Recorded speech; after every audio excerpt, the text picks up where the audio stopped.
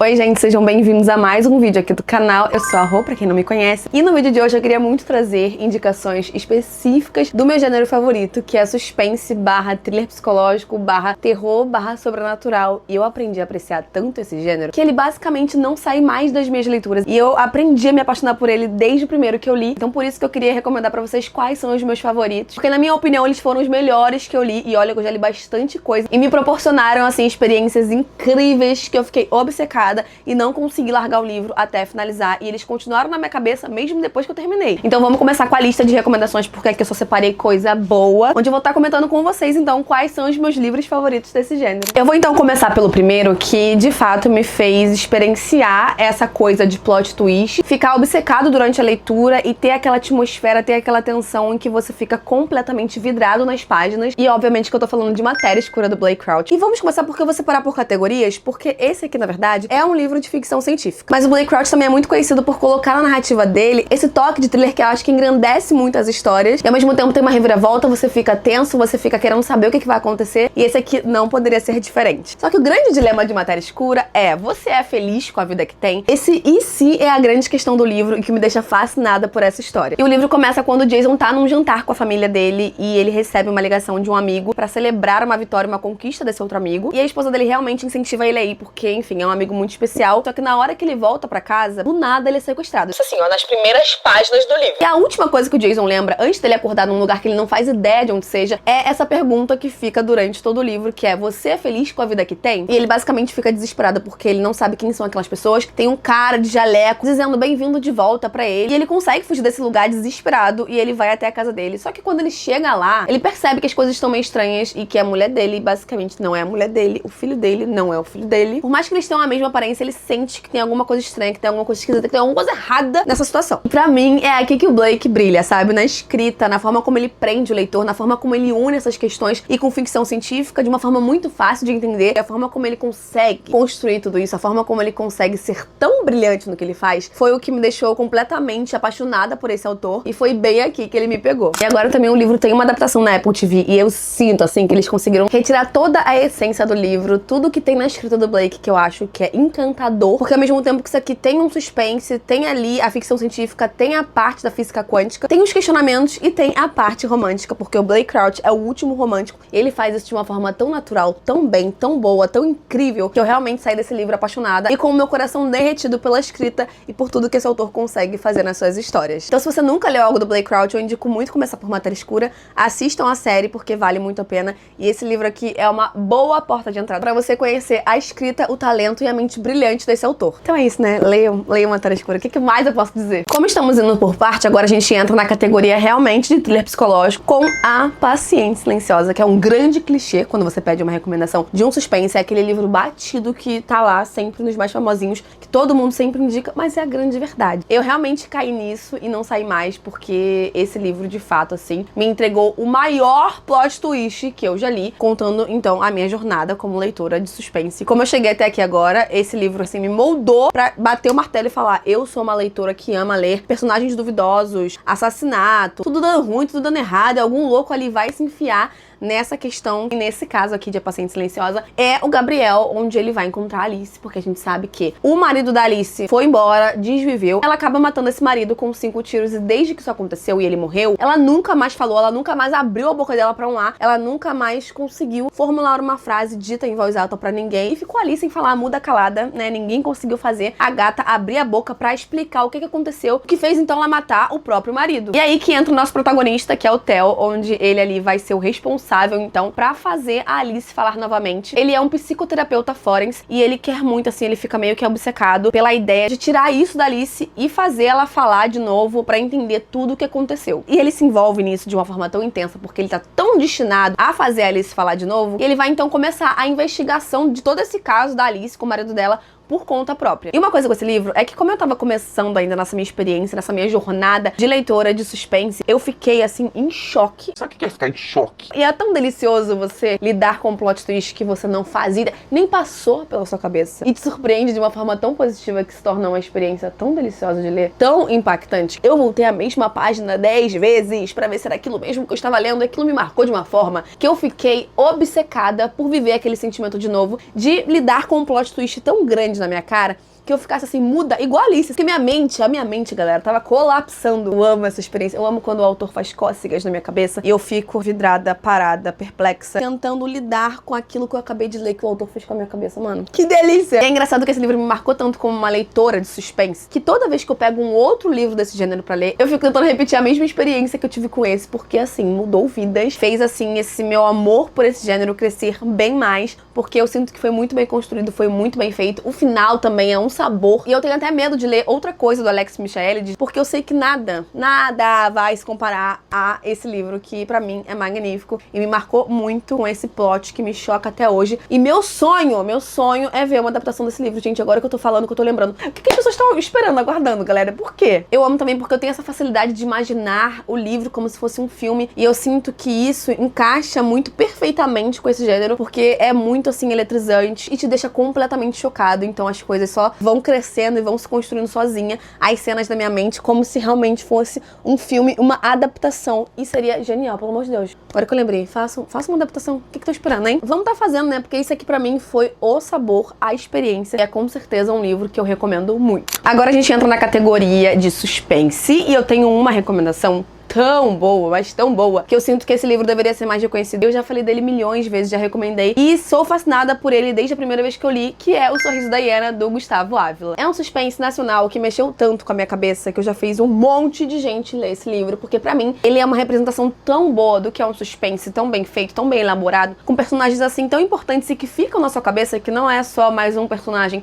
pra ser colocado num suspense, não, eles têm motivações tão reais, tão boas e tão convincentes que o livro, assim, se torna cada vez melhor quando eu penso sobre ele. E no Sorriso da Hiena a gente vai ter basicamente 3 personagens principais. O primeiro deles é o David, que a gente conhece e sabe que na infância ele passou por um trauma muito grande, onde ele viu os pais dele sendo brutalmente assassinados na frente dele, enquanto ele tinha apenas 8 anos de idade. E essa pessoa que acaba matando os pais dele na frente dele, acaba arrancando a língua do pai, e a criança, que é o David, é deixado em frente aos pais, que estão presos numa cadeira. Ele fica em frente de uma cadeira também amarrado, pra presenciar vividamente aquele acontecimento, e o assassino vai embora, deixa a criança ali na frente dos pais mortos, com a mão amarrada, e ainda deixa ali um paninho pra criança, né, pra se ela sentir frio, enfim, até alguém chegar, até a polícia chegar. Isso é uma coisa que marca tanto o David quando ele é criança, que quando ele cresce, ele acaba simplesmente virando um serial killer. Ele começa a repetir exatamente a mesma coisa que aconteceu com ele na infância, do mesmo jeito, do mesmo modo, com outras 5 crianças pra criar um experimento, que é basicamente a grande motivação dessa história. Porque o David quer saber se a mesma coisa que aconteceu com eles vai afetar tanto a vida dessas crianças, que essas crianças vão crescer ruins também por conta desse acontecimento, igual aconteceu com ele. Que é a pergunta que o Gustavo Ávila deixa ali no centro da narrativa, que é a seguinte: é possível justificar o mal quando há intenção de fazer o bem? Quando o David começa a fazer exatamente o que aconteceu com ele, com essas outras crianças, elas acabam sendo direcionadas a um psicólogo para serem ali acompanhadas depois de terem vivido algo tão traumático. E esse psicólogo é o William, que também tem uma grande motivação de fazer algo muito marcante, de bom para a humanidade. E o William ali vai ser responsável então por tratar dessas crianças, por acompanhá-las durante esse período tão difícil. Só que no meio disso, ele recebe um e-mail do serial killer do próprio David, oferecendo uma proposta muito peculiar pra ele. E é aí que todo o livro começa, ao mesmo tempo que a gente também tem o detetive, que é o Arthur, que tem ali uma síndrome de Asperger, que faz com que ele não tenha filtro e diga coisas sem pensar muito por conta dessa condição que ele tem. E a forma como tudo isso vai acontecendo, porque você não precisa descobrir, na verdade, quem é o assassino, porque a gente já sabe desde o início quem faz aquilo com aquelas crianças e todo o porquê, mas a forma como o Gustavo vai criando toda a tensão, toda a história bem desenvolvida, e a forma como tudo nesse livro é muito coeso, sabe? E eu gosto muito como o Gustavo Ávila conseguiu dosar o suspense ao mesmo tempo com a crítica, com você dentro da cabeça de cada personagem, a forma como ele faz isso com uma maestria, mas a forma como ele consegue unir, costurar tudo isso é absurdo, é muito bom, é muito inteligente, é aquele tipo de livro que te faz questionar muita coisa. Tem a questão da moralidade ali sendo jogada na sua cara o tempo inteiro e faz o leitor ficar ali refletindo junto com todos os acontecimentos que vão acontecendo no livro. A cada cena é algo absurdo, aquele final que foge do padrão, e eu acho isso brilhante, eu acho muito bom, e é um livro que vale muito a pena. Outro thriller na categoria thriller psicológico, e esse aqui é o thriller psicológico, e eu estou falando de O Beijo do Rio, do grande Stefano Volpe, que é um dos autores que eu mais admiro e amo nessa vida. Eu sou fascinada por esse autor, e eu já li muitos livros dele, e esse aqui, com toda certeza, é o meu favorito, porque isso aqui, ó, maestria. magnitude, tá? E a gente já começa em Beijo do Rio sabendo que o Daniel, que é o nosso protagonista, ele na verdade mora em São Paulo, mas ele nasceu no Rio de Janeiro. E ele decide largar a cidade natal dele pra viver em São Paulo, mas uma coisa acontece muito específica pra ele poder voltar nessa cidadezinha conservadora, uma cidade que marcou e traumatizou tanto ele, que foi onde ele nasceu, e que ele acaba precisando voltar então nessa cidade pra poder lidar com algo que marcou muito ele e que ele precisa resolver. E como a gente tá falando de uma cidadezinha conservadora, acaba acontecendo então uma peça de teatro lá, onde toda a cidade vai assistir, e a arma que acaba sendo usada, que era pra ser de mentira, nessa peça que acaba acontecendo de Romeu e Júlio com dois homens numa cidadezinha conservadora, no fim é verdadeira e um deles acaba morrendo. E por isso o Daniel decide voltar pra cidade dele, mas ele acaba tendo que enfrentar essa coisa, essa dualidade de querer ir, mas ao mesmo tempo lidar com esses demônios, com esse passado, que foi tão traumático pra ele, mas também muito decidido a saber o que aconteceu de fato com o Romeu, que foi esse amigo dele que morreu, que fez parte do passado dele, e que ele tem certeza ali que a morte do Romeu nessa peça não foi intencional, não foi um suicídio. Pelo contrário, que tem muita coisa a mais acontecendo nessa cidade, porque ele nasceu nessa cidade e conhece aquelas pessoas, e enquanto essas pessoas dessa cidade têm ali um preconceito enraizado, tem ali a questão do fanatismo religioso, é como se fosse uma seita, e a atmosfera que o Volpe cria nessa cidadezinha do interior é absurda, porque você consegue sentir isso na narrativa, você consegue sentir isso na forma como ele escreve, o quanto aquela cidade leva o Daniel pra um lugar muito ruim, mas que ele se vê ali decidido a voltar, porque ele precisa saber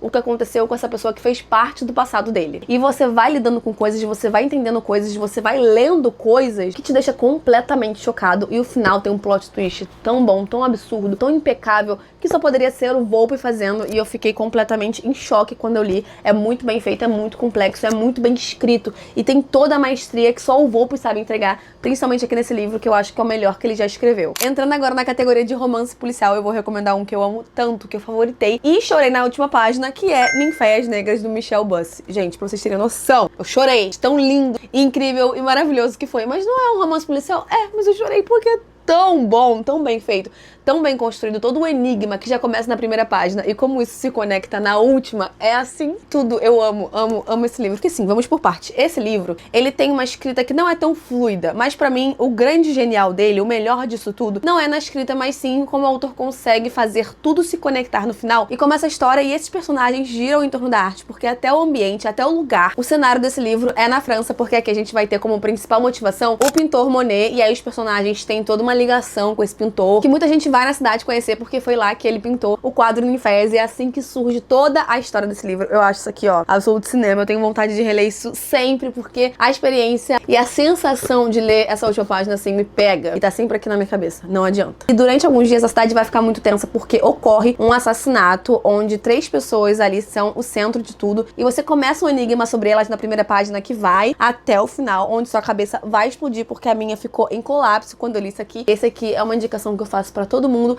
apesar da escrita dele ser um pouco lenta, um pouco maçante, mas assim, a mente desse homem aqui, ó, é de maluco. E quando a gente entra no terror, eu não poderia indicar outro senão It, a Coisa. Mas é um terror King, sabe? Que é onde você espera que a entidade do livro seja a coisa mais assustadora ali da narrativa, mas não. O ser humano, e o King prova isso com uma maestria assim brilhante e absurda, é o pior que existe da humanidade. E esse livro aqui, ele tem tantas camadas, ele é tão bem aprofundado, ele é tão bem feito, que pra mim foi uma experiência, foi uma jornada que ficou muito comigo. É um livro também muito bonito de ver por conta da amizade dessas crianças. Não é à toa que quando eu vejo Stranger Things, por exemplo, eu consigo enxergar totalmente a influência de King, porque essas crianças aqui são a base de tudo e a amizade que eles têm, misturado ali na inocência da infância. Essas crianças vão se unir então pra deter uma entidade que é o Pennywise, que aparece em 1958 nessa cidade de Derry. Essas crianças então vão se unir pra se fortalecer e lidar com essa coisa esquisita que se nutre do medo do ser humano. Eu acho magnífico como King conseguiu criar algo tão atemporal, tão marcante, com uma estética assim muito boa, uma vibe nostálgica, ao mesmo tempo que ele insere essa coisa bizarra nessa narrativa. É algo que me marcou muito. Esse também foi o primeiro livro que eu comecei a escrever. Nunca tinha escrito num livro, e aí eu fui colocando os meus sentimentos e foi muito marcante.